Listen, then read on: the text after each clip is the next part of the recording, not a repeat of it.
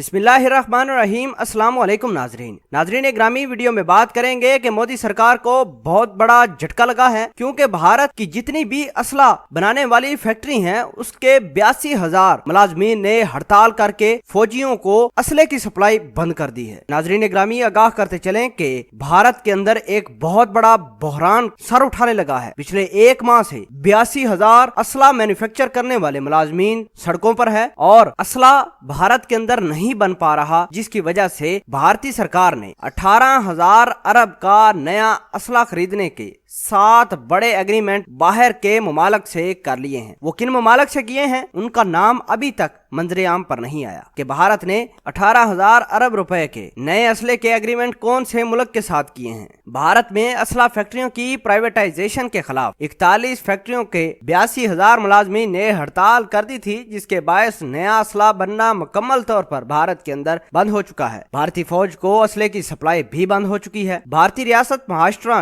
के शहर पुणे में आज 3 मुख्तलिफ डिफेंस मैन्युफैक्चरिंग यूनिट के 7,000 मुलाजमीन ने भी काम छोड़ दिया है, जिसके बायस फैक्ट्रियों की प्रोडक्शन मुकम्मल तौर पर रुक गई है। यह हड़ताल भारत भर में 41 फैक्ट्रियों के 82,000 मुलाजमीन की उस हड़ताल का हिस्सा है जो गुज़श्ता एक माह से जारी है। ख्याल रहे कि भारत में ऑर्डिनेंस फैक्ट्री के सिविल मुलाजमीन गुज़श्ता एक माह से फैक्ट्रियों की प्राइवेटाइजेशन के खिलाफ हड़ताल पर है। हड़ताल करने वाले इन मुलाजमीन का ताल्लुक असला फैक्ट्री की 3 यूनियन से है। मुलाजमीन की यूनियंस के जनरल सेक्रेटरियों ने भारतीय वजीर दफा राजनाथ सिंह को खत भी लिख दिया है, जिसमें मुतालबा किया गया है कि भारत की जितनी भी ऑर्डिनेंस फैक्ट्री हैं उनकी निजकारी का फैसला फिलफौर वापस लिया जाए। मैन्युफैक्चरिंग यूनिट्स के 7,000 मुलाजमीन ने आज अपना मजीद काम छोड़कर भारत को नई परेशानी में डाल दिया है। आपको ये बताते चलें कि भारतीय वजीर दफा राजनाथ सिंह बड़ी बड़के मार रहे थे, गिदड़ बबकियां भी मार रहे थे, लेकिन इनके जनरल रावत ने इस बात का इंकशाफ किया है एक मीटिंग के अंदर कि हमने